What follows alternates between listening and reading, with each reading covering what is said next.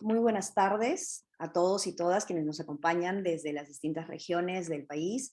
Quien les saluda es Arely Valencia, soy docente del Departamento Académico de Derecho de la Pontificia Universidad Católica del Perú, y quisiera agradecer primeramente al Centro de Estudios en Justicia y Derechos Humanos, a su directora Ana María Martínez, del Ministerio de Justicia, por esta oportunidad de moderar este evento, el cual forma parte del ciclo de conferencias en interculturalidad, pueblos indígenas y promoción de la igualdad en las políticas públicas, que iniciamos la semana pasada con una extraordinaria acogida de más de 900 participantes a nivel nacional.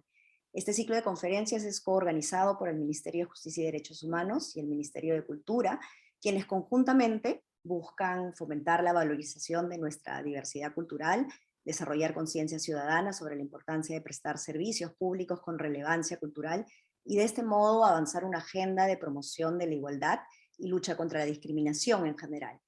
En este marco, la ponencia de hoy, titulada Estrategias estatales para la lucha contra la discriminación étnico-racial, tiene por objetivo presentar a toda la ciudadanía, a toda nuestra audiencia, la estrategia Perú sin racismo, y el trabajo que se viene realizando en el marco de esta estrategia desde el Ministerio de Cultura para identificar las causas y consecuencias del racismo en nuestro país y tomar acciones para erradicar cualquier tipo de discriminación étnico-racial dentro de nuestra ciudadanía y en la provisión, prestación de servicios públicos.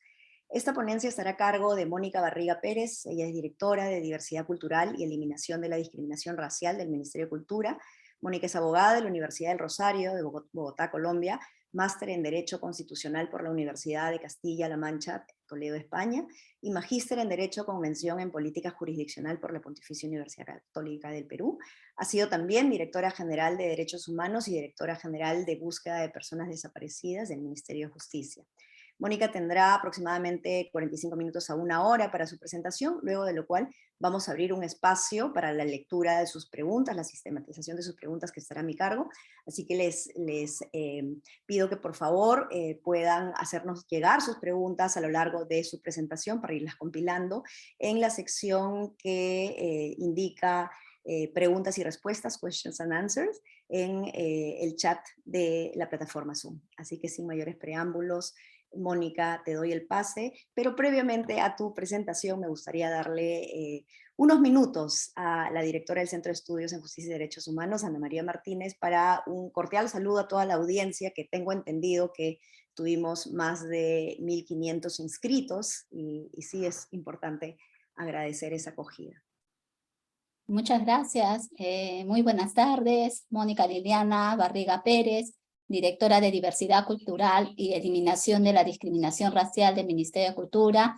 Arely Valencia, docente de la Pontificia Universidad Católica del Perú.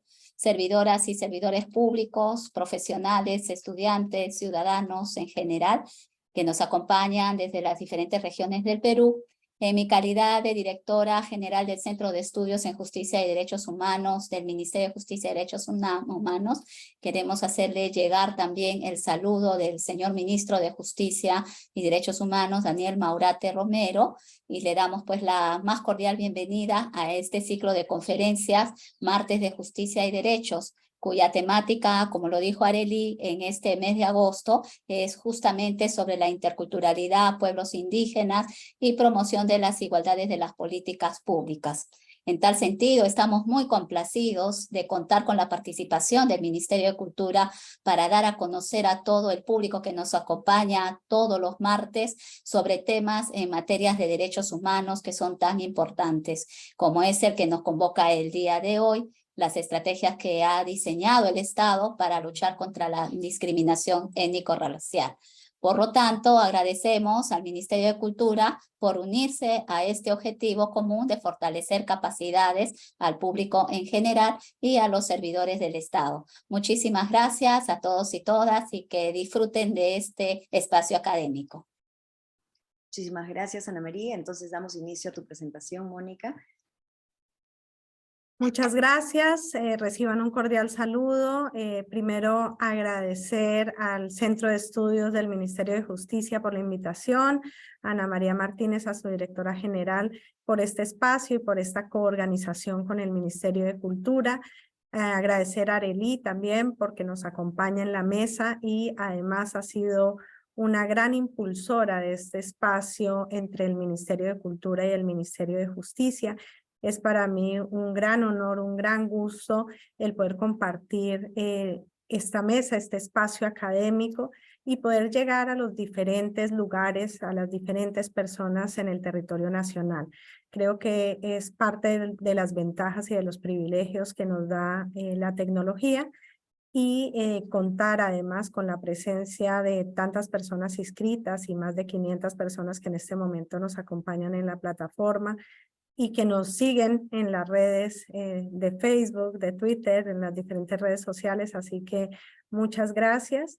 Y quisiera simplemente, antes de comenzar, poder decir en pocas palabras cómo tengo pensada la presentación.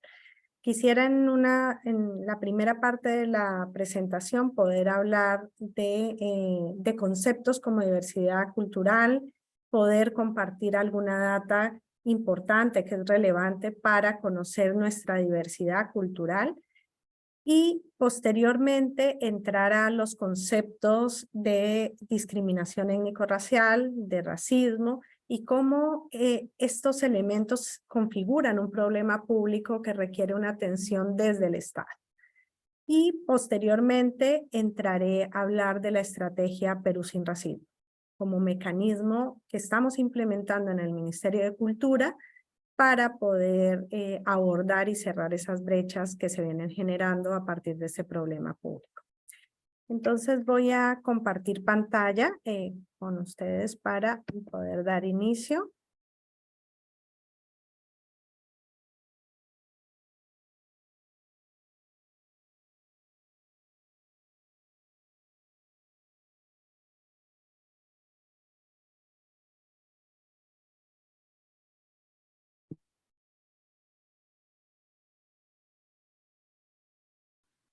Perfecto, se visualiza bien. Perfecto. Entonces, quisiera empezar compartiendo estos datos.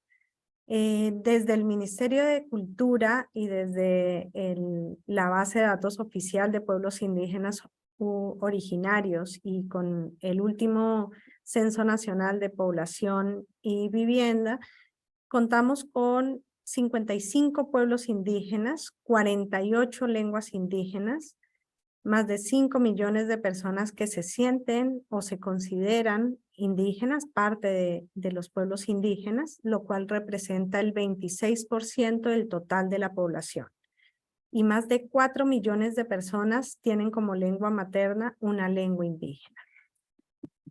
Adicionalmente, es importante también considerar estos otros datos que son muy relevantes y que nos muestran la diversidad cultural y la diversidad que tiene nuestro país. Y es que de la población afroperuana contamos con el 4% del total de la población. Y más de 800,000 personas se consideran y se identifican como afroperuanos y afroperuanas. De ese total, el 83.2% están ubicados en el ámbito urbano y el 16.8% están ubicados en el ámbito rural.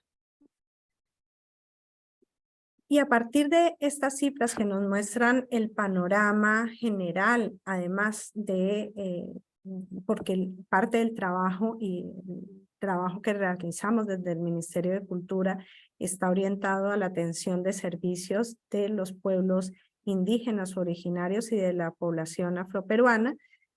Contamos o quisiera entrar a hablar y a dialogar un poco sobre el concepto de diversidad cultural.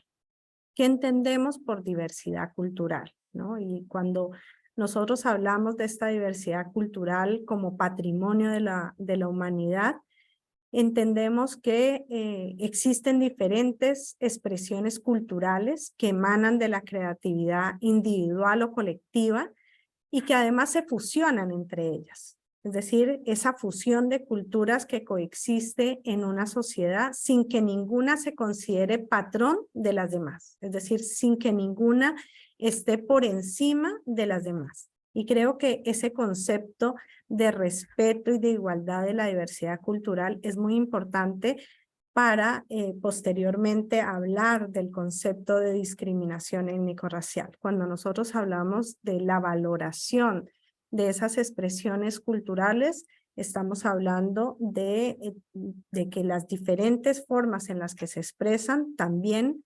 generan patrones de igualdad, ¿no? Ninguna debería o se consideraría por encima de la otra. Al contrario, conviven, coexisten y se fusionan como lo vemos también en nuestro país. Quisiera compartirles también algunos datos relevantes en torno a la primera encuesta nacional de percepciones y actitudes sobre diversidad cultural y discriminación étnico-racial. Estos resultados fueron publicados en el 2018 y a la pregunta que se realizó al público en general de qué tan racista considera por ejemplo, a sí mismo, y vamos a ir ampliando ese grupo a los diferentes ámbitos, por ejemplo, qué tan racista considera a sus amigos o familiares, a la comunidad o a los peruanos y peruanas en general. Vamos a ver cómo el índice de percepción de discriminación va aumentando a medida que se vuelve más general la pregunta. Entonces, cuando preguntamos qué tan racista se considera a sí mismo, solo el 8% se considera a sí mismo como racista o muy racista. Y cuando hacemos la pregunta en torno a sus amigos y familiares, ese porcentaje va aumentando. El 17% considera amigos cercanos o familiares como racistas o muy racistas. Y cuando ya hablamos de la sociedad, de la comunidad en la que vivimos, va aumentando ese índice. El 21% considera que las personas de su localidad o comunidad son racistas o muy racistas. Y cuando ya hablamos a nivel país, cuando estamos preguntando sobre la percepción del país en general, este índice aumenta alarmantemente. Y estamos hablando de que más de la mitad de las personas considera que los peruanos y peruanas son racistas o muy racistas. Y creo que estas cifras son alarmas, son pequeñas digamos, banderitas rojas que se van levantando y que nos generan puntos de análisis y de reflexión, ¿no? Quizás esta percepción de dónde se han cometido actos de discriminación y qué tan discriminadores son ciertos espacios y cómo nos consideramos nosotros mismos, va generando también información relevante para poder atacar este problema estructural que se ha ido construyendo con el transcurso del tiempo, con el transcurso de los años. Por ejemplo, acá tenemos otra pregunta de la encuesta nacional que nos dice, ¿dónde se sintió discriminado? Una de cada 2 personas se ha sentido discriminado o ha tomado conocimiento frente a un acto de discriminación en espacios públicos o en entidades públicas, por ejemplo. en hospital público o posta médica el 22%, en una comisaría el 19%, en una municipalidad el 14%, en su centro laboral el 12%, en un colegio público el 11%, en el transporte público el 11%, y así vamos viendo cómo se van generando diferentes espacios donde las personas se han sentido discriminadas o han tomado conocimiento de un acto de discriminación. Pero si nos damos cuenta, las primeras entidades o los primeros lugares donde se están reportando estos índices de discriminación son en instituciones públicas. Centros de salud, comisarías, municipalidades, colegios, centros laborales, que pueden ser públicos o privados, ¿cierto? Pero ahí nos está mostrando, nos está reflejando una realidad. Y es que precisamente donde debe hacerse un trabajo, una incidencia, es en los espacios estatales, es decir, en las entidades públicas. Y además quería compartirles brevemente este árbol de problema público, donde básicamente quisiera que nos centremos en la primera causa, ¿no? Acá este árbol de problemas está publicado en la Política Nacional de Cultura al 2030, y la primera, bueno, el problema público que se establece en este caso es el limitado ejercicio de los derechos culturales de la población. Y la primera causa directa es la escasa valoración de la diversidad cultural.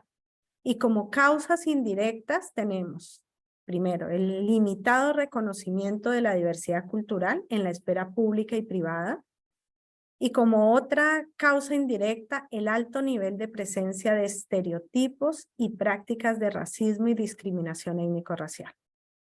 Lo cual, de forma correlativa, tiene un efecto que es el incremento de las desigualdades según el origen étnico-cultural.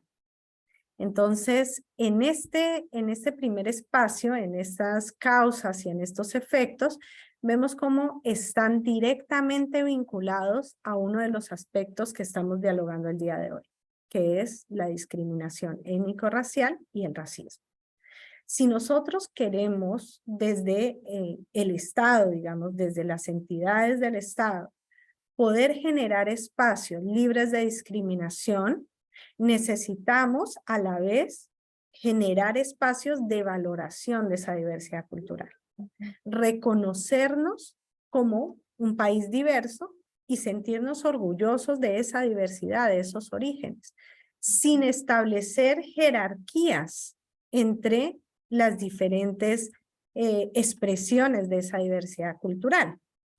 Y consecuentemente estaríamos generando unos espacios de igualdad y de reconocimiento y ejercicio efectivo de los derechos fundamentales que ejerce cada uno de los ciudadanos, porque como vamos a ver más adelante, uno de los graves problemas que genera la discriminación étnico-racial es que cuando se comete un acto de discriminación étnico-racial estamos afectando directamente el ejercicio de un derecho fundamental de las personas. Entonces, aquí quisiera que entremos ya a esta segunda parte, que es un poco los conceptos. ¿Qué entendemos por racismo? Y racismo, de acuerdo con la Política Nacional de Cultura, pero también con diferentes autores que han escrito sobre el tema, se define como una creencia de la existencia de personas inferiores respecto de otras por tener determinadas características físicas o biológicas. Esta creencia, esta idea sirve para que personas personas racistas justifiquen un orden de desigualdad que privilegia a uno frente a otros y que privilegia el acceso a servicios públicos o el acceso al ejercicio de sus derechos de un grupo frente a otro. Entonces, por ejemplo, en el ámbito de la salud, de la educación, de acceso al trabajo, etcétera, etcétera, se empiezan a generar estas ideas que justifican por qué una persona con determinado origen étnico-racial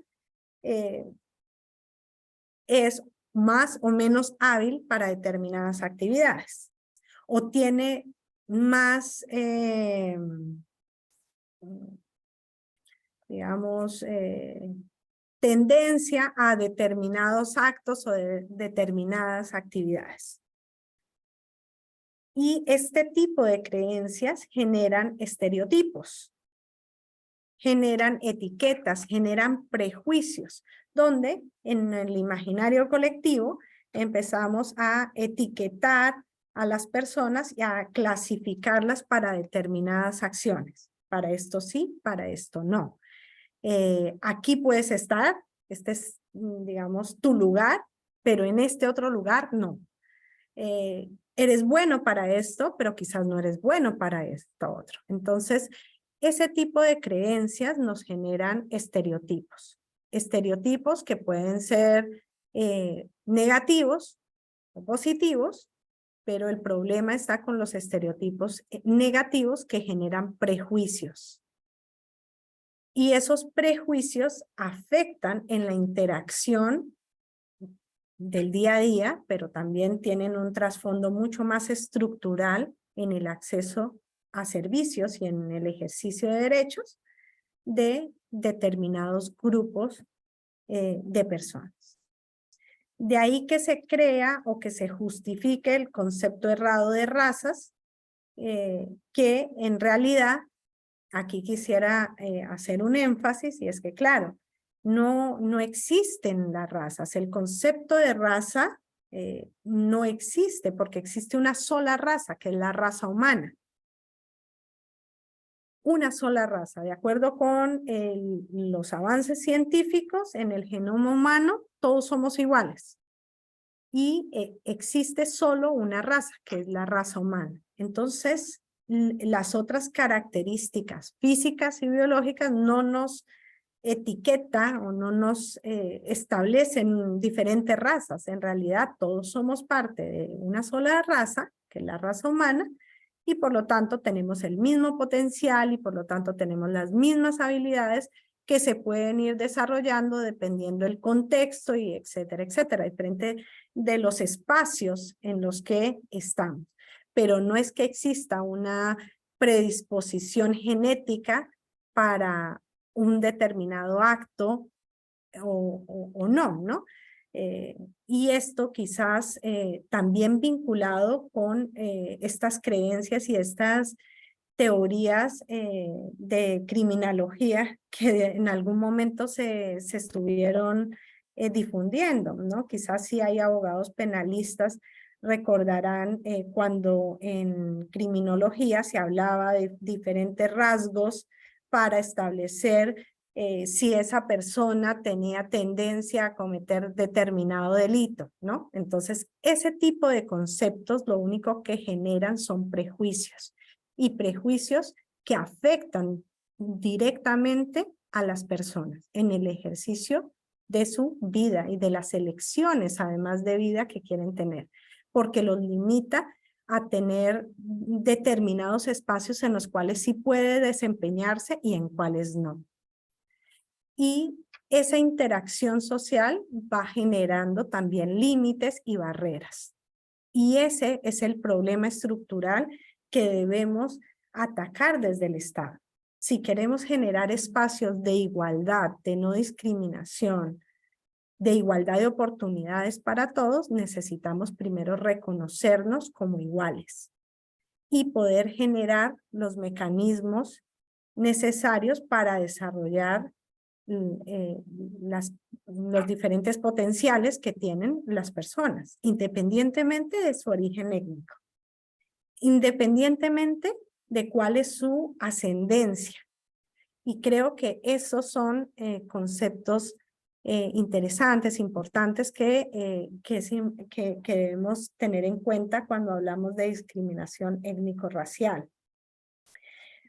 La discriminación étnico-racial se concreta ya en un acto, ¿no? Es decir, cuando hablábamos de racismo hablábamos de esta idea, de esta creencia, y cuando nosotros hablamos de una discriminación étnico-racial estamos hablando de que ya se concretó, es decir, hay un acto que está limitando a una persona en el ejercicio de un derecho. Y aquí vamos a ver 3 elementos que deben ser concurrentes para que hablemos de un acto de discriminación étnico-racial. Primero, que exista un trato diferenciado, excluyente o restrictivo. Es decir, a un grupo de personas o a una persona determinada le doy un trato diferente, donde lo excluyo de un espacio, donde lo excluyo de ingresar a un colegio, a un establecimiento público, etcétera, etcétera. Pero ese trato diferenciado tiene que estar basado en una de las categorías prohibidas por la Constitución, ¿cierto? Es decir, no es que cualquier trato diferenciado per se esté prohibido. Lo que está prohibido es que el sustento, la justificación de ese trato diferenciado sea por una de las razones que prohíbe el ordenamiento jurídico, que prohíbe la Constitución. Y dentro de esas categorías prohibidas está el origen étnico-cultural. Es decir, yo no puedo excluir a una persona, restringir su ingreso, dar un trato diferenciado en el ámbito laboral o educativo, solo basado en cuál es el origen étnico cultural de esa persona o en las características físicas de esa persona. Porque esa justificación está prohibida porque carece de un sustento válido, es decir, diferente que se establezcan determinadas reglas, etcétera, etcétera, un puntaje, no sé, para ingresar, por ejemplo, a la universidad, que es un parámetro objetivo. Pero si ese parámetro no es objetivo, sino es subjetivo y está basado en el origen étnico-cultural de las personas, se prende una alarma, que lo que me dice es, cuidado, en realidad está camuflándose un acto de discriminación étnico-racial, un acto racista. Entonces, ese es el segundo elemento, que esa justificación esté basada en uno de estos elementos que están prohibidos por la Constitución, que es el origen étnico-cultural o las características físicas de las personas, que además son características que nosotros no elegimos. Ninguno de nosotros antes de nacer ha elegido en qué país vamos a nacer, en qué familia vamos a nacer, cuáles son nuestras características físicas, cómo es nuestro contexto cultural y étnico, sino que son elementos que vienen ya dados de por sí para cada persona. Y además se suma un tercer elemento.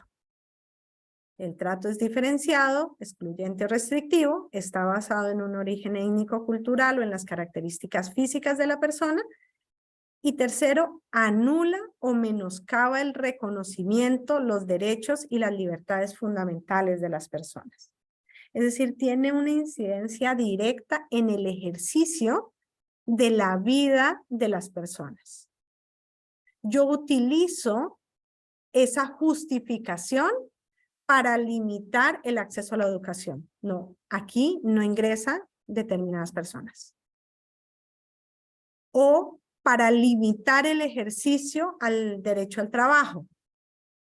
Entonces vemos publicaciones de convocatorias o de empresas, etcétera, etcétera, donde ámbito público y privado, pensemos en esos espacios, donde una de los requisitos tenga que ver con la apariencia personal de la persona.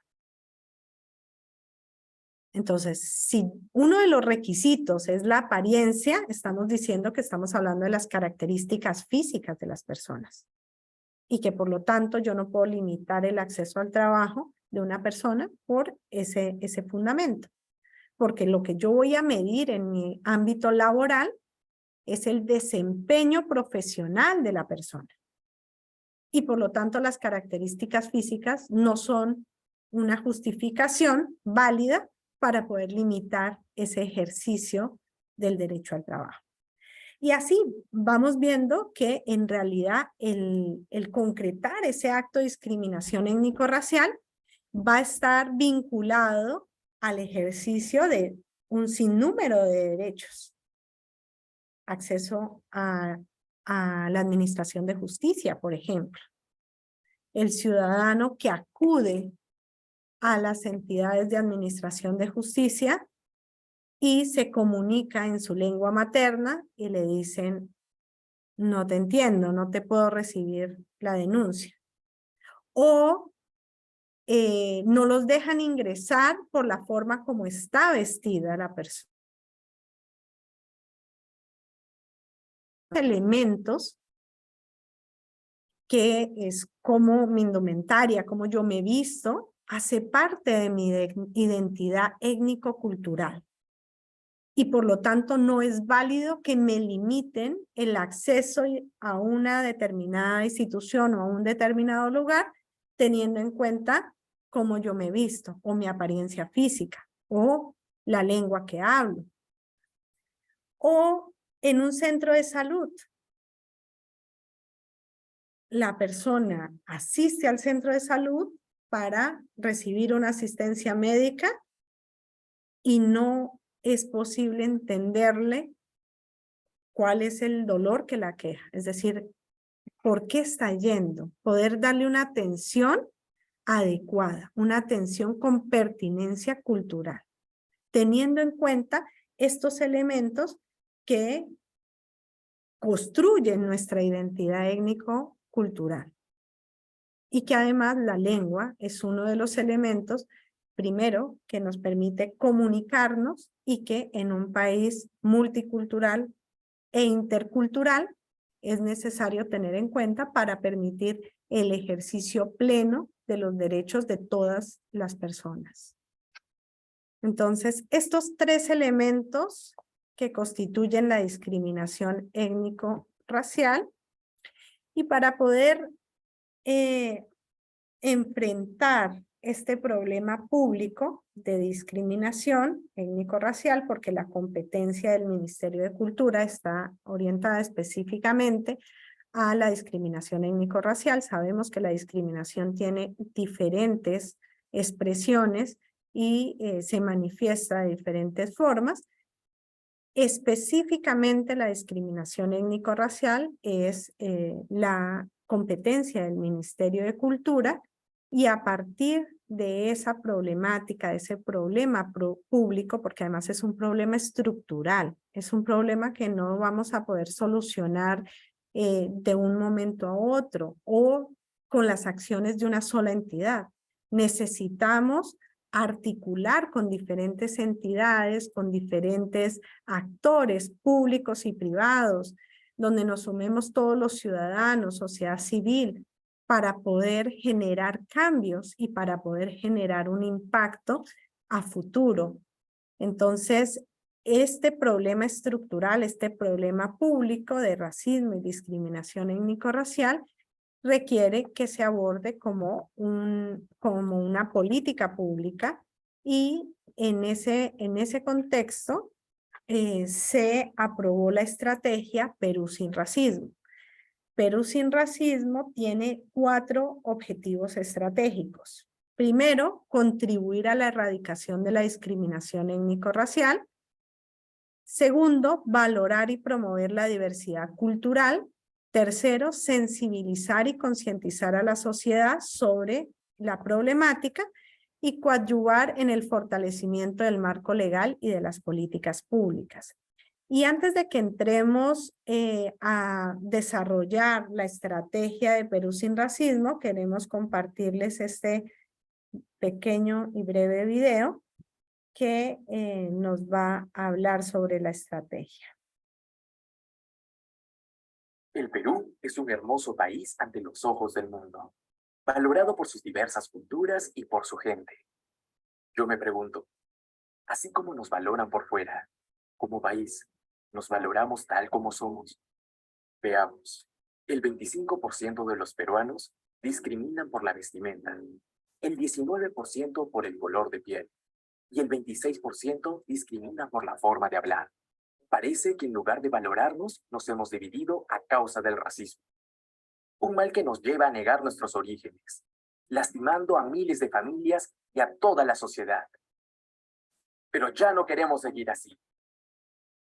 Queremos vivir en un Perú sin racismo, donde valoremos nuestras raíces, nuestras costumbres y nuestras formas de ver el mundo, respetándonos y aceptándonos tal como somos, sin importar nuestro color de piel, nuestra forma de vestir o la lengua que hablemos. Unámonos y hagamos que esto sea posible, reconociendo el problema, valorando lo que somos y promoviendo el respeto entre todas y todos.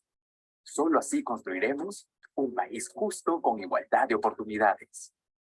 Perú sin racismo. Respeto para todos. Compunche Perú, Gobierno del Perú. Entonces, ya que vimos el video, que compartimos la información, y creo que el video nos permite reflexionar sobre estos elementos que veníamos hablando, sobre diversidad cultural, sobre respeto y orgullo de lo que somos, surge la estrategia Perú sin racismo, que como veíamos tenía 4 objetivos importantes, 4 objetivos principales. Contribuir a erradicar la discriminación étnico-racial, porque tiene un impacto directo en la vida de las personas, tiene un impacto directo en el ejercicio de los derechos y en las elecciones del proyecto de vida de las personas. Segundo, promover la diversidad cultural, porque para reconocernos y valorarnos necesitamos reconocernos como un país diverso, intercultural.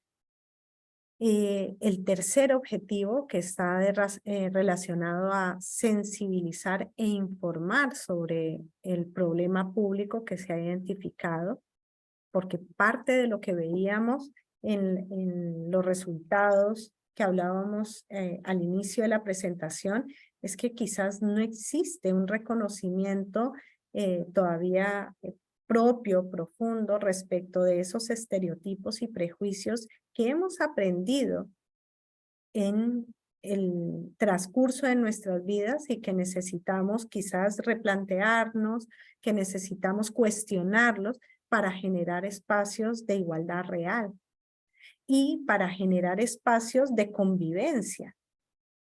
Y para eso necesitamos información y necesitamos sensibilizarnos sobre un problema que se ha naturalizado, que quizás ya no vemos como problema, que quizás ya no identificamos como algo que nos está afectando. Y así como ha sucedido en diferentes espacios con las diferentes variables de discriminación, en la discriminación étnico-racial sucede lo mismo. Necesitamos primero reconocer que existe un problema. Necesitamos reconocer que hay diferentes tipos de interacciones que afectan a otro grupo humano. Que con mis comentarios, con mis actitudes, estoy generando restricciones a otro grupo de personas o estoy generando estereotipos en otro tipo de personas, en otro grupo de personas. Y el último objetivo, que está relacionado al fortalecimiento del marco legal y de políticas públicas, porque sabemos que es necesario fortalecer el marco normativo que tenemos para que exista, primero, acciones de prevención, pero si es que se concreta un acto de discriminación étnico-racial, se pueda investigar y sancionar.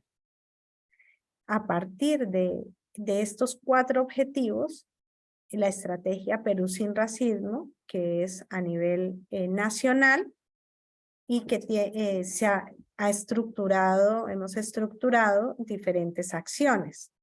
Si bien la estrategia es a nivel nacional, para los meses que nos quedan, porque la estrategia se aprobó en mayo del presente año, para el 2023 se han priorizado 8 regiones a nivel nacional: Callao, Loreto, Ucayali, Puno, Cusco, Arequipa, La Libertad y Lima.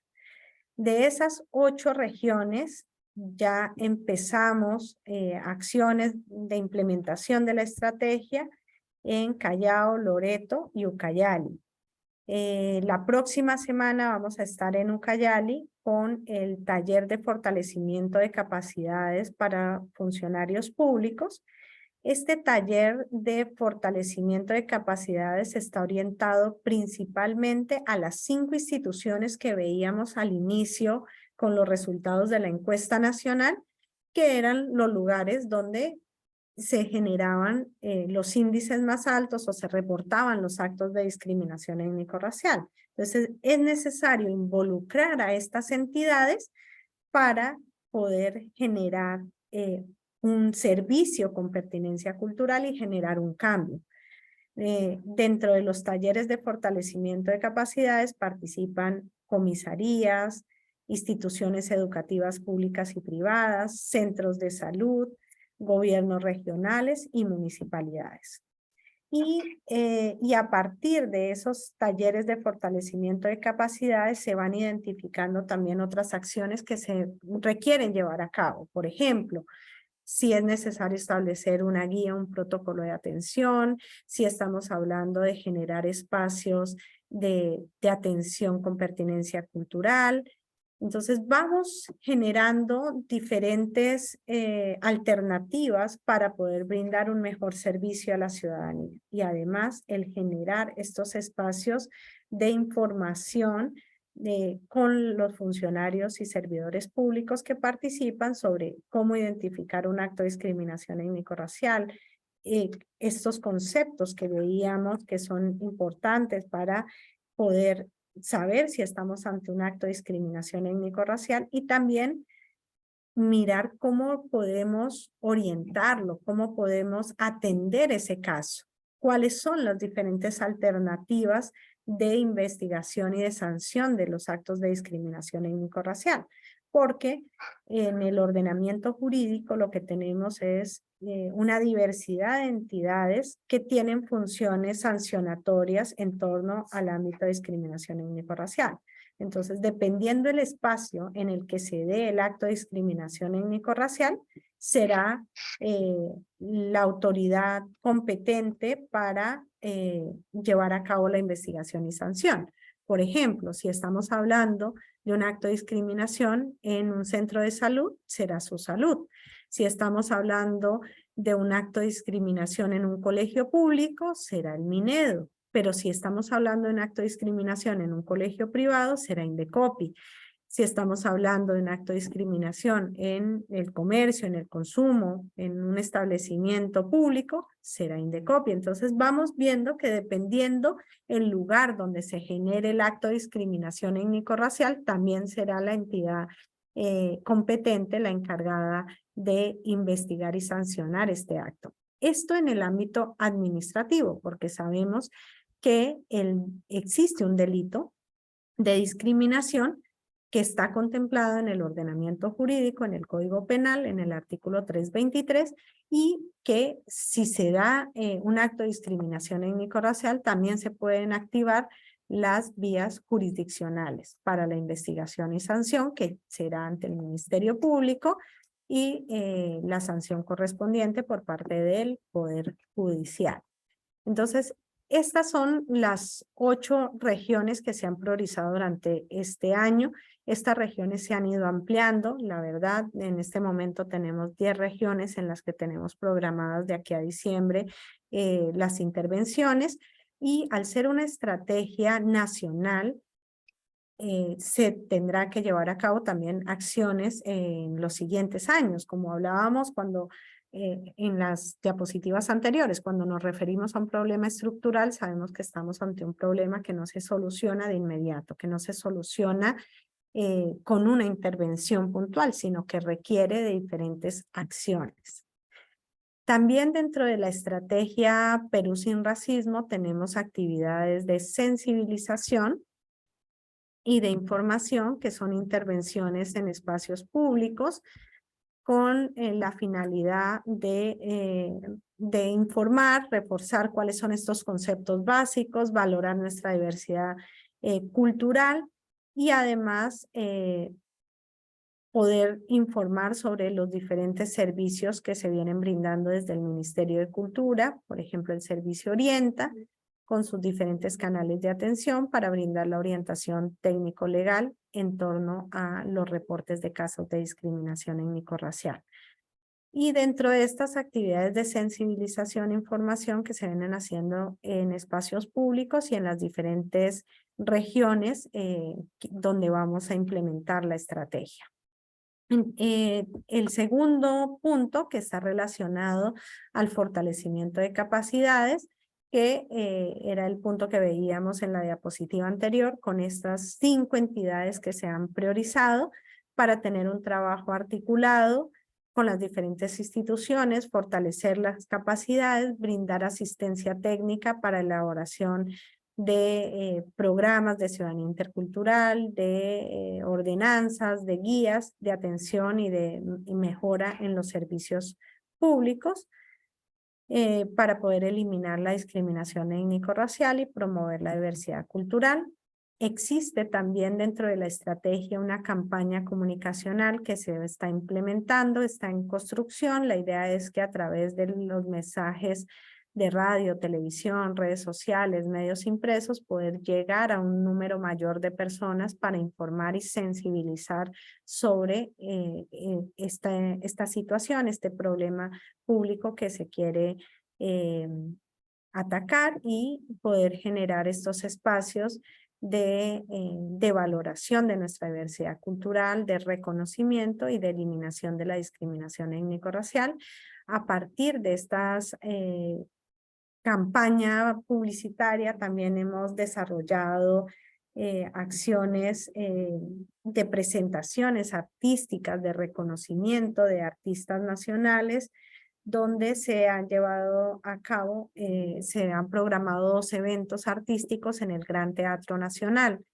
El primer evento estuvo a cargo de la agrupación artística Lundú, que es una agrupación artística de Lambayeque, afroperuana, y el segundo evento abierto al público, gratuito, en el Gran Teatro Nacional, será este domingo 27 de agosto, que es un concierto donde se presenta Rock Pata y Hanton. Son 2 grupos que van a participar en estos eventos gratuitos y en estos eventos de reconocimiento de nuestra diversidad artística y cultural, y que también todos están cordialmente invitadas a participar en estos eventos públicos en el Gran Teatro Nacional. Como cuarta actividad, se están elaborando, diseñando cursos online, cursos que sean interactivos y que nos permita también generar información básica para docentes. Este curso MOOC se complementa con el curso que tenemos de Hablemos de Racismo, que está dirigido a estudiantes de secundaria, de colegios públicos y privados, y participan también algunos estudiantes universitarios. Y veíamos que como contrapartida para poder tener un abordaje integral era importante tener un curso diseñado para docentes y también un curso que se está también diseñando para la comunidad en general, abierto a la comunidad en general, donde participan también diferentes entidades y que nos va a ayudar a generar esas herramientas necesarias para prevenir y para saber cómo actuar ante actos de discriminación étnico-racial. Y contamos también con el lanzamiento de la línea Orienta. Nosotros dentro de los servicios que brindamos en el Ministerio de Cultura, tenemos el servicio Orienta, que tiene 5 canales de atención, 6 canales de atención con la plataforma Alerta contra el Racismo. Y uno de los canales que queremos fortalecer es la orientación de la línea gratuita. Actualmente tenemos un número de celular, pero ya vemos la necesidad de tener una mayor cobertura, ampliar los servicios, y eso lo vamos a lograr a través de la línea gratuita con un número también mucho más corto, que es el 1817. En octubre tenemos programado hacer el lanzamiento de la línea gratuita de Orienta, y también como fortalecimiento de ese espacio del servicio Orienta está el poder actualizar la plataforma de alerta contra el racismo para poder tener una plataforma que interopere con las diferentes entidades que tienen competencias en torno a la discriminación étnico-racial y que nos permita tener una mayor articulación con esas entidades de cara a la atención que se da al ciudadano. Dentro de la línea Orienta también es importante señalar que en el Ministerio de Cultura se cuenta con la Central de Interpretación y Traducción de Lenguas Indígenas Originarias, el CID, que nos va a permitir también brindar ese servicio con pertinencia cultural y que todas las personas que se comuniquen puedan acceder al servicio, teniendo en cuenta también la diversidad lingüística que pueden presentar, que pueden tener las personas que se comunican con el servicio. Y finalmente, la segunda encuesta nacional, que creo que es fundamental para poder generar información actualizada, tan actualizada sobre cuáles son los avances y los retrocesos en torno a la discriminación étnico-racial, y que va a permitir también que las políticas públicas que se estén diseñando y que se están implementando se puedan orientar de forma mucho más efectiva y eficiente, teniendo en cuenta esa información actualizada, porque hay un rango de más o menos 6 años en los cuales se elaboró la primera encuesta nacional, y que es importante poder tener estos datos de la segunda encuesta nacional de percepciones y actitudes sobre diversidad cultural y eliminación de la discriminación étnico-racial. Estos son los canales de atención del servicio Orienta, de los que hablaba anteriormente. Tenemos la plataforma Alerta contra el Racismo, que directamente en la página web hay un formulario donde se reportan la información más relevante del caso para poder hacer el análisis y brindar la orientación técnico-legal a los ciudadanos.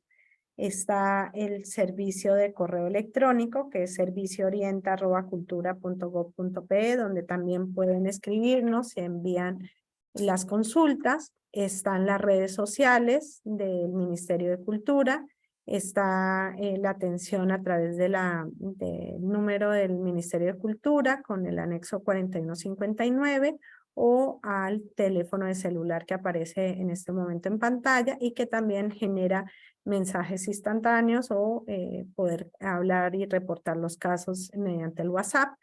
Y la mesa de partes física y virtual del Ministerio de Cultura y de las direcciones desconcentradas de cultura a nivel nacional. Ya para finalizar, compartirles esta imagen que es de nuestro servicio Orienta de alerta contra el racismo, donde hablamos de los 3 elementos que configuran un acto de discriminación étnico-racial. El trato diferenciado, que excluye o ofende a una persona o un grupo de personas, que esté fundado en un motivo prohibido, la razón de esa exclusión, que sean rasgos físicos, color de la piel, lengua, costumbres, modo de vestir, etcétera, es decir, lo que nosotros estábamos denominando como ese motivo de origen étnico-cultural, y que además genere la limitación de los derechos, ¿no?, de una persona. La exclusión afecta o elimina el ejercicio de los derechos fundamentales, como el derecho al trabajo, la salud, la educación, etc. Y esta es la información que quería compartirles. Muchas gracias y quedo atenta a las preguntas y comentarios que tengan todos los participantes. Muchas gracias. Muchísimas gracias a ti, Mónica, por esta exhaustiva información, compartir tus reflexiones desde el puesto que lideras en este momento y sobre todo hacer accesible a toda la ciudadanía la cantidad de servicios, ¿no? El trabajo que se viene haciendo justamente desde el Estado para poder cumplir con estos objetivos de erradicar la discriminación étnico-racial. Si tuviera que quedarme con algunas reflexiones claves, creo que de tu presentación lo más resaltante es reconocernos que no somos una sociedad monocultural, sino que en la pluralidad, la diversidad, está, digamos, el elemento esencial. Reconocernos, valorarnos en esa diversidad es un primer paso esencial para evitar, ¿no?, los actos de discriminación. Tú resaltaste además dos cosas muy importantes, ¿no? Esa escasa valoración a esta diversidad que tiene que revertirse, y ese es un cambio actitudinal, y también la alta presencia de estereotipos, y ahí comentar, ¿no?, la importancia también de que estos estereotipos no se, digamos, difundan o se socialicen a través de los medios de comunicación como algo que termina normalizándose, ¿no? Ahí tenemos los casos conocidos, ¿no?, que se vieron también desde la Dirección General de Derechos Humanos, del caso de la paisana Jacinta, etcétera. Entonces, ahí hay una tarea muy importante, y tú has resaltado también el trabajo que se tiene que hacer desde la sensibilización, el trabajo importante, ¿no?, desde la formación de capacidades, desarrollo de capacidades a nivel regional, y atacar sobre todo los espacios donde en las encuestas pues se ha evidenciado la mayor cantidad de problemas, ¿no?, los espacios públicos, las escuelas, por ejemplo, ¿no? Entonces, quería llegar a eso para que puedas compartirnos nuestras reflexiones, tus reflexiones sobre todo, la importancia de hacer un cambio actitudinal desde temprana edad. Ustedes tienen un curso muy importante, un curso MOOC, ¿no?, Alerta, Hablemos de Racismo, que justamente lo socializan en escuelas. Y ahí, si vemos también la data del Ministerio de Educación, ¿no?, los casos de bullying, muchos de ellos están relacionados justamente con esta violencia racial, que es algo que tenemos que revertir.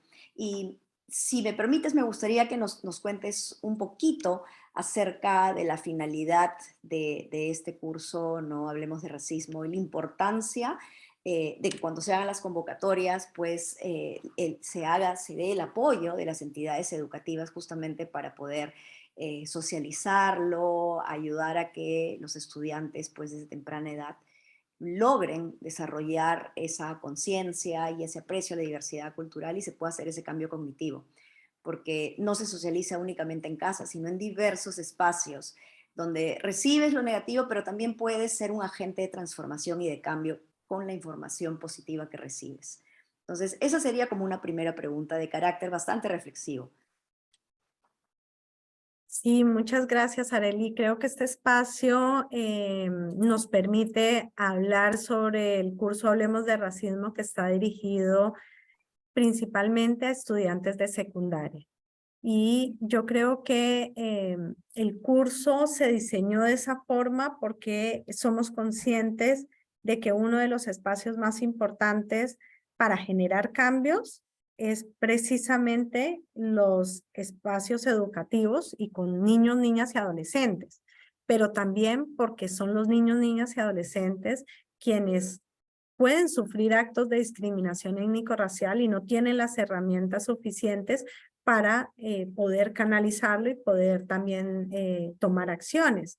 Entonces, el curso en eso nos permite llegar a un público objetivo que es muy importante, que son los niños, las niñas y los adolescentes, que además tienen información. Y como decía anteriormente, los prejuicios los aprendemos de la familia, de la sociedad. Entonces, el poder de estructurar esos prejuicios requiere también que se haga desde las edades más tempranas. Y el curso además está diseñado de una forma interactiva, es casi como si fuese un videojuego y van pasando de nivel a nivel y van hablando de diferentes temas, de diversidad étnico-cultural, de ejercicio de derechos, de diversidad cultural, de racismo.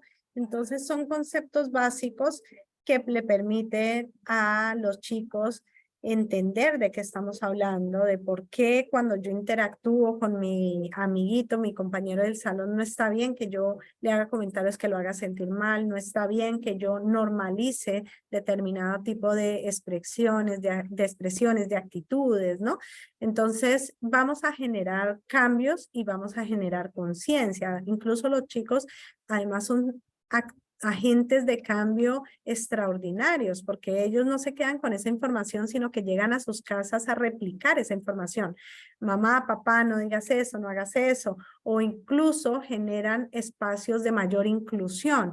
Entonces, los jóvenes, los niños en eso, son agentes muy importantes para poder generar cambios y inmediatos y a futuros, futuros también, ¿no? Y el curso nos permite también brindarles información sobre los diferentes canales de atención, ¿no? Es decir, qué sucede, dónde puedo acudir. Y nosotros este año, en mayo, hicimos el lanzamiento de una de las ediciones del curso Hablemos de Racismo. Se inscribieron más de 300 personas, 300 adolescentes, jóvenes, en las diferentes regiones del país, y hemos terminado esta edición. Vamos a tener una siguiente edición que va a ser en octubre y donde esperamos también tener una participación activa, masiva de todos los adolescentes y de todos los jóvenes interesados. Porque además el curso, como es un curso que permite que cada uno maneje sus tiempos, pueden conectarse y pueden ir avanzando también a la velocidad que desea cada persona y al tiempo que tiene disponible. Entonces, en eso el curso autoguiado, el curso MOOC es una excelente herramienta. Súper, muchas gracias, Mónica. Estoy leyendo al mismo tiempo que respondes también las preguntas del público para poder sistematizarlas.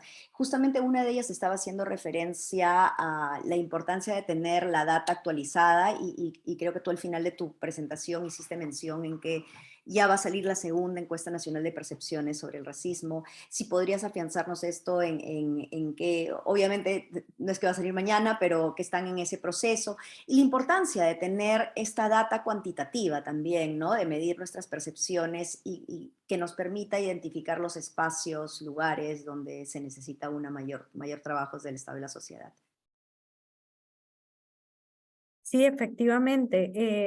La segunda encuesta nacional va a ser una herramienta fundamental para saber si estamos avanzando o no, que yo creo que ese es uno de los puntos claves a la hora de evaluar las políticas públicas.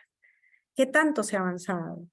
¿Estamos atacando los nudos y los puntos críticos del problema que se ha identificado o no? ¿O todavía estamos dejando de lado espacios donde se están generando espacios de discriminación y es necesario fortalecer una intervención estatal en esos espacios con determinados actores? Adicionalmente, la información que se recoja de la segunda encuesta nacional nos va a permitir también orientar las políticas públicas. Si tenemos información clara de dónde se está generando el problema, quiénes son los grupos y en qué lugares.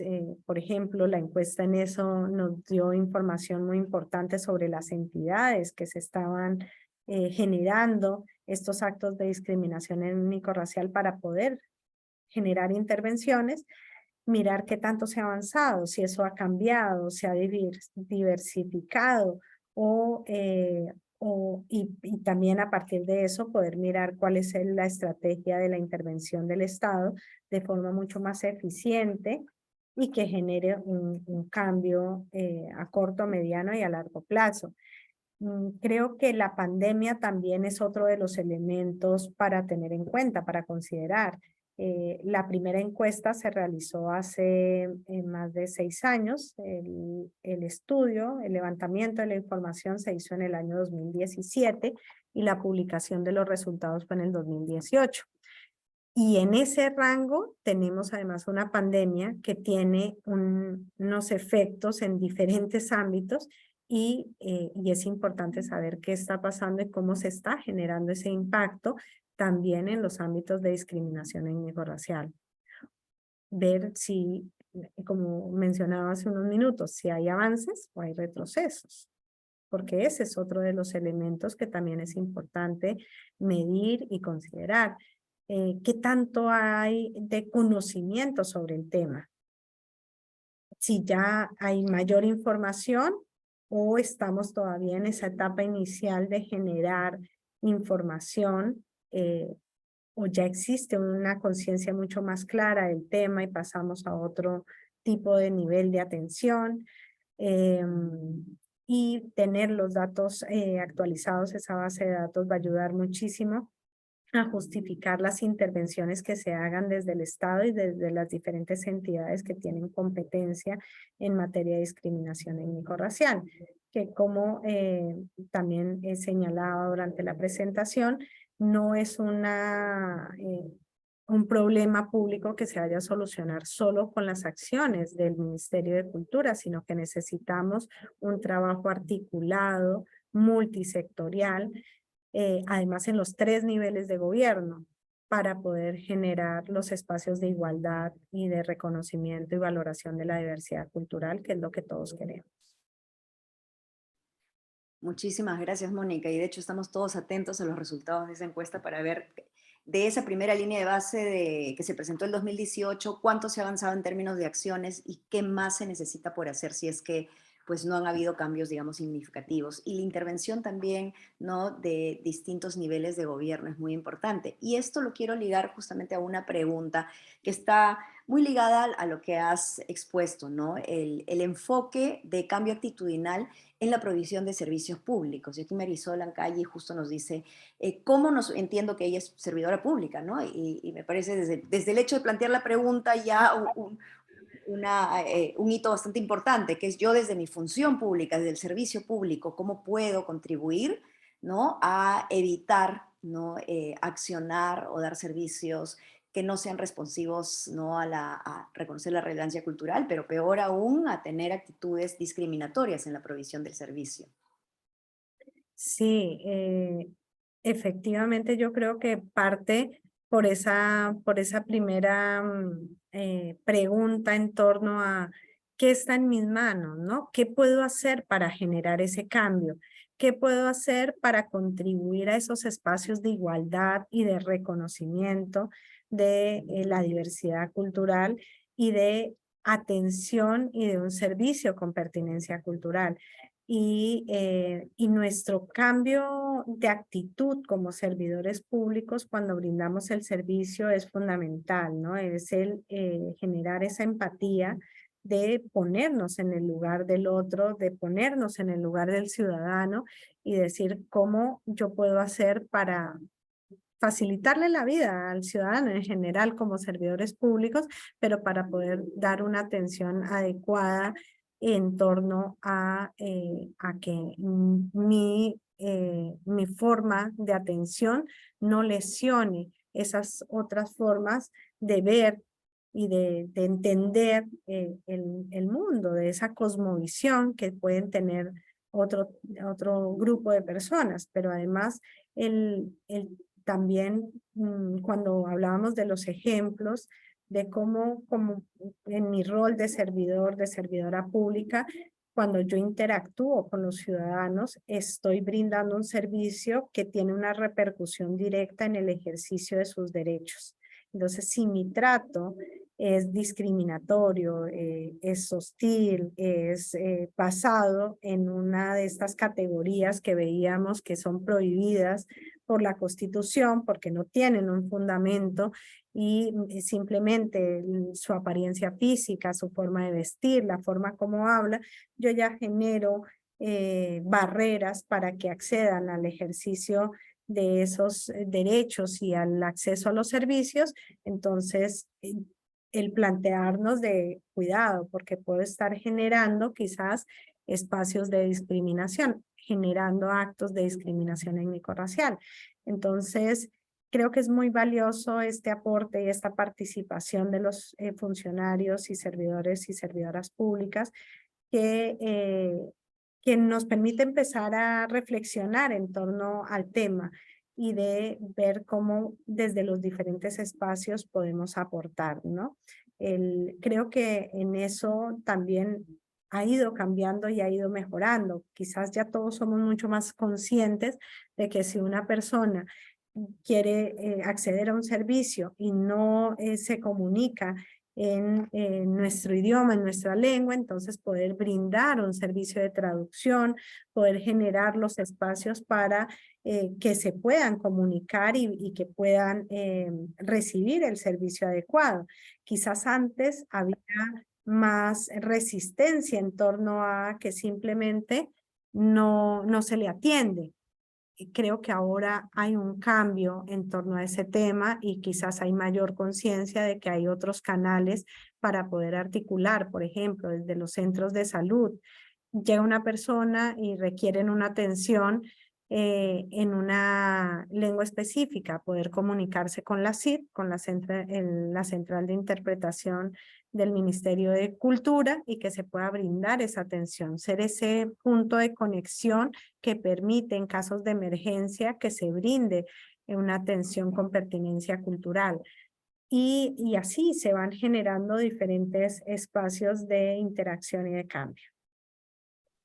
Muchísimas gracias, Mónica. Y eso nos hace recordar que en todo servicio público, pues los ciudadanos y ciudadanas tenemos que ser tratados, ¿no?, con el mismo merecimiento social, y el no hacerlo es crear categorías artificiales que nos ponen a unos por encima de otros o a otros por abajo, ¿no?, Así en es. función a los rasgos, ¿no?, raciales o las prácticas culturales. Y eso es lo que se quiere tomar conciencia cuando se hace para revertir esos cambios. Y en ese sentido, muy importante, ¿no?, con todo lo que has explicado y con la claridad que te caracteriza en tus exposiciones,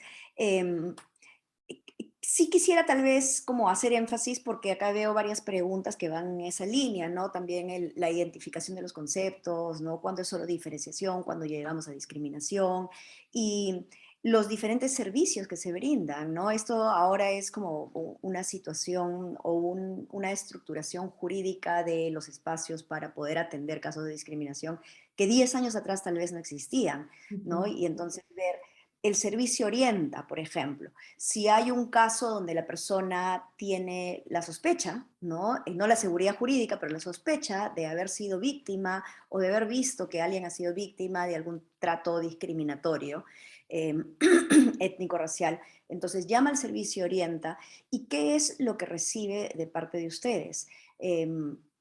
Una derivación a otras entidades, porque ustedes, entiendo, no llevan los casos necesariamente, no van a hacer un litigio penal, pero ¿qué es el tipo de servicio que le brindan al ciudadano que no conoce necesariamente de sus derechos, ¿no? Siente que hay un merecimiento de reconocimiento y que existen, pero cómo se configura en todo ese tecnicismo legal es importante que alguien se los explique. Entonces, ahí tal vez entrar al mayor detalle, hasta dónde llega el servicio orienta y por dónde justamente los guía, ¿no?, para seguir avanzando en la denuncia de estos casos. Gracias, Arely. Creo que este es uno de los puntos claves en torno a las funciones del servicio que se brinda desde el Ministerio de Cultura. El servicio orienta tiene como finalidad brindar una orientación técnica y legal a los ciudadanos. Es decir, los ciudadanos reportan casos en los cuales consideran que han sido víctimas de discriminación étnico-racial o han sido testigos de un acto de discriminación étnico-racial, y el Ministerio de Cultura analiza el caso y dice, elabora una ficha técnica y dice, estos son los elementos, se configura teniendo en cuenta estos 3 elementos que hablábamos en la exposición, el plato diferenciado que esté basado en un fundamento de origen étnico cultural y que exista una limitación en el ejercicio de sus derechos fundamentales. Si se configuran esos elementos, se configura el acto de discriminación étnico-racial y existen diferentes canales o diferentes acciones. Una de las primeras acciones es poder contactar al ciudadano, poder recibir esta orientación y decirle, mira, tu caso lo atiende determinada entidad, ¿no? Entonces, esa entidad, nosotros le enviamos la información y activamos también ese canal de atención para que ya el ciudadano no tenga que volver a repetir directamente. Podría hacerlo, claro, pero si ya es a través del servicio Orienta, nosotros enviamos la información y pedimos que se haga la investigación y la sanción correspondiente a la entidad competente en los ámbitos administrativos, y si es que el ciudadano considera que desea también iniciar una acción penal, porque nosotros le explicamos los diferentes canales, las diferentes acciones, y hay casos en los cuales por la gravedad, también la magnitud de los hechos, se toman acciones judiciales, acciones penales. Nosotros articulamos con Defensa Pública del Ministerio de Justicia, que puede brindar ese patrocinio legal, esa asistencia legal gratuita para las personas que no cuentan con los recursos económicos suficientes para solventar una asistencia técnica de un abogado particular. Y se pone en conocimiento también al Ministerio Público de los actos que se han generado para que el Ministerio Público inicie la investigación correspondiente. Y en ese supuesto al ciudadano le van a pedir la información, el material probatorio para que se pueda llevar a cabo. Como decía, hay diferentes entidades con competencia para sancionar actos de discriminación étnico-racial y dependerá del ámbito y en el contexto en el que se dé o se configure este acto de discriminación. Como es diverso y está un poco disperso en el ordenamiento jurídico, por eso nosotros brindamos esa orientación técnico-legal a los ciudadanos para que puedan también acceder con claridad y ya, digamos, no estar tocando las puertas de diferentes entidades, sino que nosotros enviamos la información y articulamos con la entidad competente para que se puedan tomar las acciones correspondientes.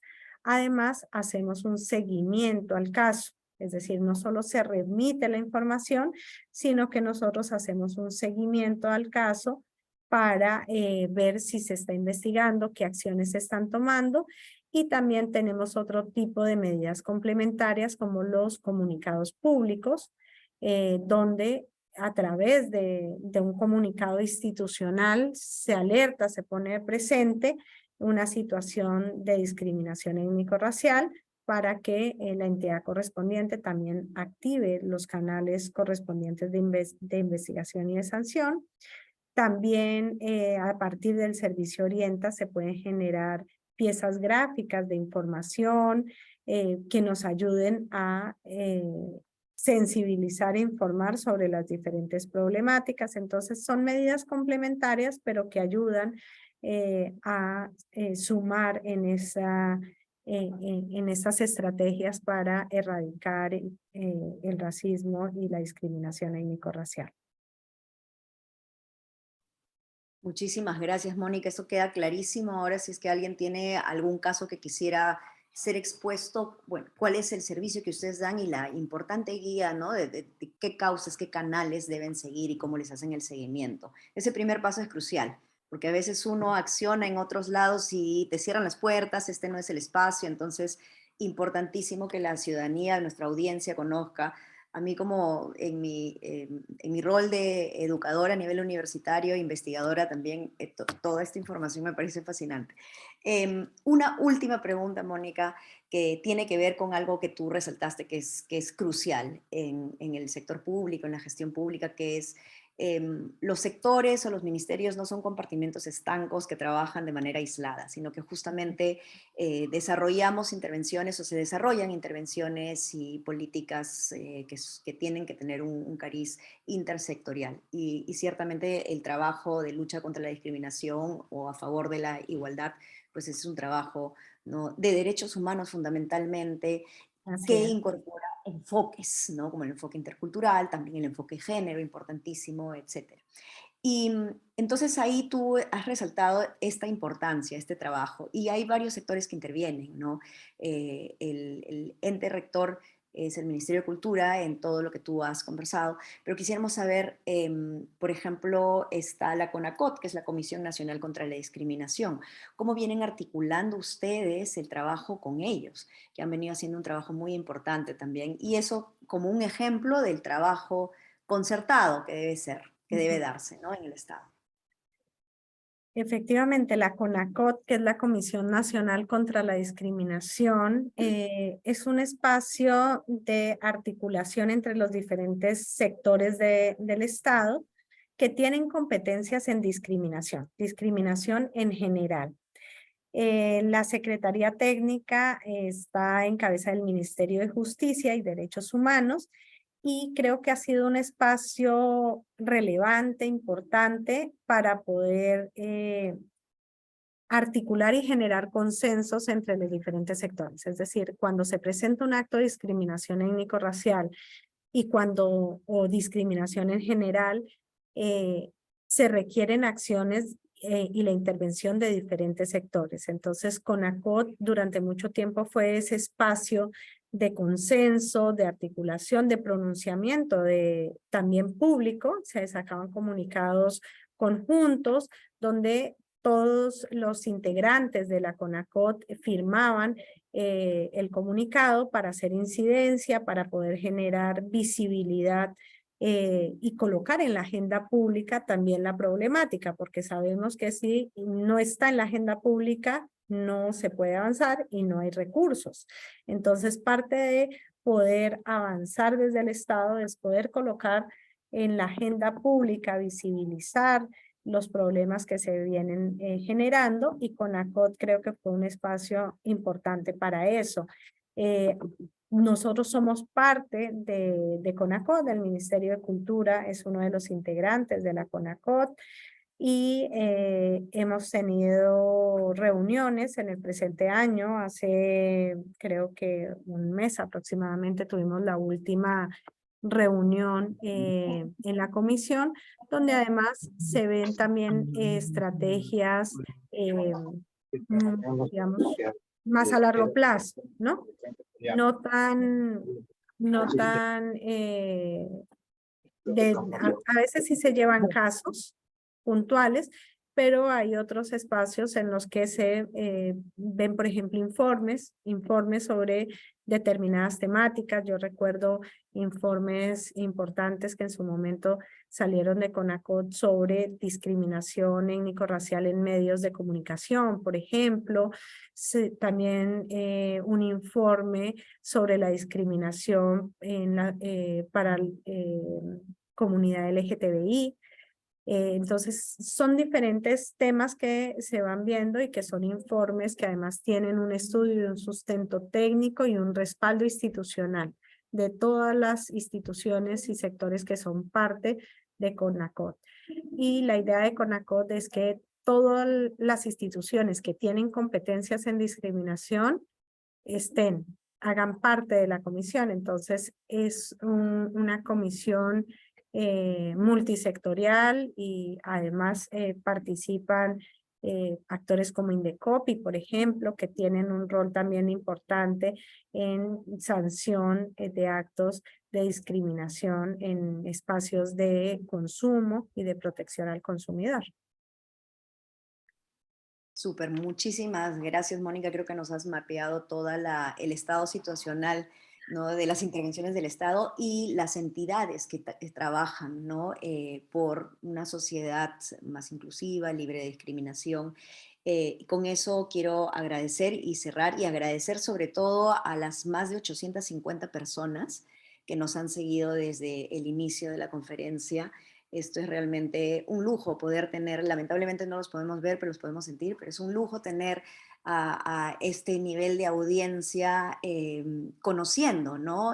Integrándose en esta labor que no solamente es del Estado, como tú lo mencionaste, es una labor que nos compete a toda la sociedad, de luchar contra la discriminación y revalorizar lo nuestro. Yo quiero concluir haciendo una cordial invitación desde ambos sectores, desde el Ministerio de Justicia y desde el Ministerio de Cultura, para unirse. El próximo martes también tenemos la conferencia de cierre, que va a estar a cargo de Ángela Hernández. Ella es directora de consulta previa del Ministerio de Cultura, y va a cerrar con una ponencia también sumamente importante, que es Pueblos Indígenas y Estado Situacional de la Consulta Previa. A muchos que estamos interesados en el derecho a la consulta previa, cómo se viene impulsando, esto es importantísimo porque van a tener el mismo nivel de data actualizada que nos ha traído Mónica, también a través del trabajo que se viene haciendo en la dirección de consulta previa del Ministerio de Cultura, ¿no? Que es el espacio rector para poder darnos los avances, y en función a ello, pues nosotros tomar nota de hasta dónde venimos trabajando, ¿no? Y qué más queda por hacer. Así que los invitamos cordialmente, y que esos números de audiencia sigan creciendo. Pasen la voz, por favor, y quisiéramos verlos o sentirlos a todos en la siguiente conferencia también, para que estaremos cerrando este ciclo de conferencias en interculturalidad, pueblos indígenas y promoción de la igualdad en las políticas públicas. Muchísimas gracias nuevamente al Centro de Estudios en Justicia y Derechos Humanos por este espacio de difusión y capacitación, y nos vemos el siguiente martes. Gracias, Mónica, y a todo el equipo de tu oficina. Buenas tardes. Gracias. Muchas Hasta luego. gracias, Arely, muchas gracias, Ana María, y al Centro de Estudios por el espacio y por la invitación. Y a todos Gracias los que nos también. han acompañado. Muchas gracias. Hasta luego. Gracias también a ustedes. Hasta luego. Hasta la próxima martes.